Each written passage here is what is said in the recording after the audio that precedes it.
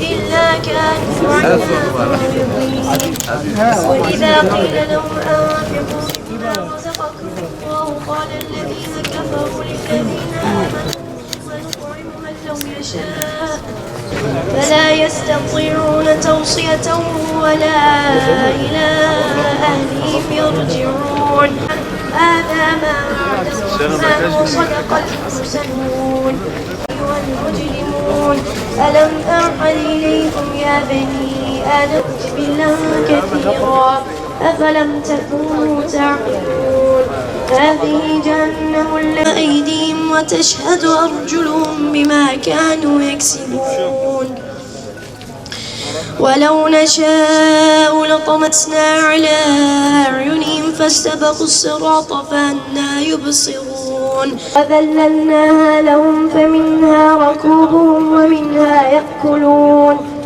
ولهم فيها منافع ومشارب قال من يحيي العظام وهي رميم قل يحيي الذي أنشأها على أن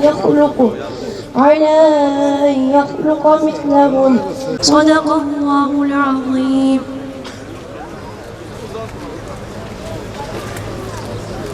Rahmet, mağfiret, af ayını, Ramazan ayını geride bıraktık. Cenab-ı Allah Celle Celaluhu hepimizin günahlarını affı mağfiret eylesin. Hepimize merhamet eylesin.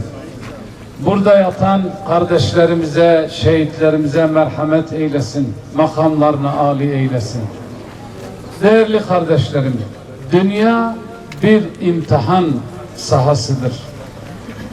Rabbi Zülcelal biz kullarını dünya hayatına bir imtihan için göndermiş. Bir gaye için göndermiş. Allah Celle Celaluhu'na kulluk etmek, onun rızası için mücadele etmek, yeryüzünde Allah'ın istediği medeniyeti tesis edip küfrün ve şirkin sonunu getirme imtihanıdır bu imtihan. Yükümüz ağır, vazifemiz ağır, yapmamız gereken çok şeyler var. Bizler eğer Allah Celle Celaluhu ile olan irtibatımızı kuvvetlendirirsek, davamıza sadakatla bağlanırsak, küfürle mücadele edersek ve bu konuda yılmazsak, Cenab-ı Allah Celle Celaluhu'nun yardımı, nusreti elbette ki iman edenlerle beraberdir. Bizim en büyük gündemimiz değerli kardeşlerim Gazze'dir. Gazze'den başka gündemimiz yok.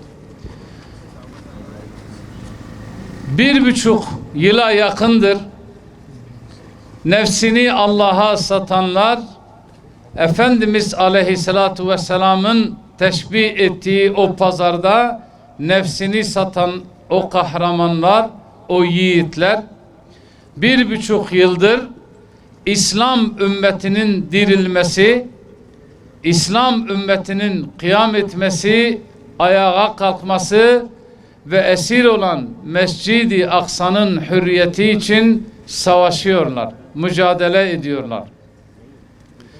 Bizler ümmet olarak, Müslümanlar olarak maalesef o değerli kardeşlerimize yeterli yardımı yapamadık, yeterli desteği veremedik.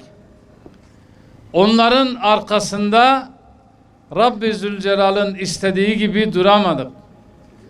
Fakat Allah Celle Celaluhu onlarla beraberdir. Allah onların yardımcısıdır.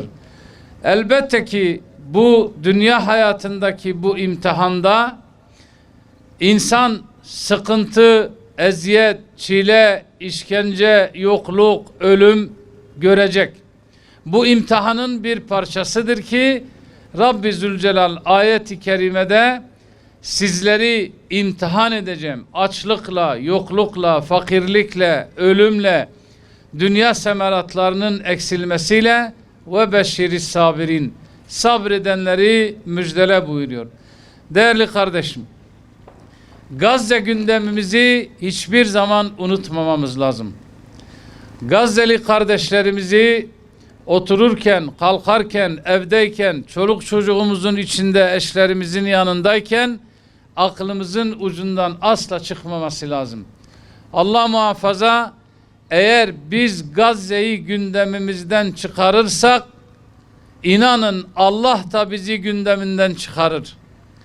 Biz Gazze'yi gündemimizden çıkarır unutursak, Allah Celle Celaluhu bizi de gündemden çıkarır ve unutur. Allah muhafaza.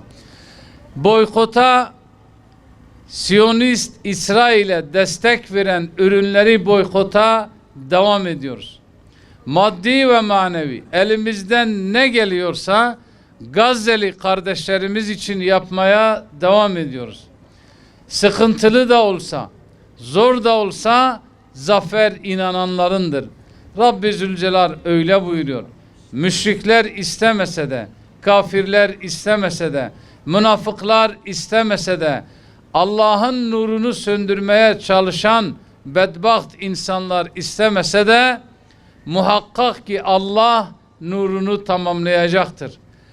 Rabbi Zülcelal'dan temennimiz, isteğimiz, o nurun tamamlanmasında bizim de katkımız olsun, bizim de mücadelemiz olsun.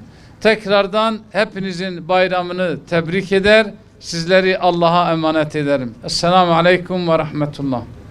Allahu Ekber, Allahu Ekber. Allahu Ekber ala seyyidina Muhammedin.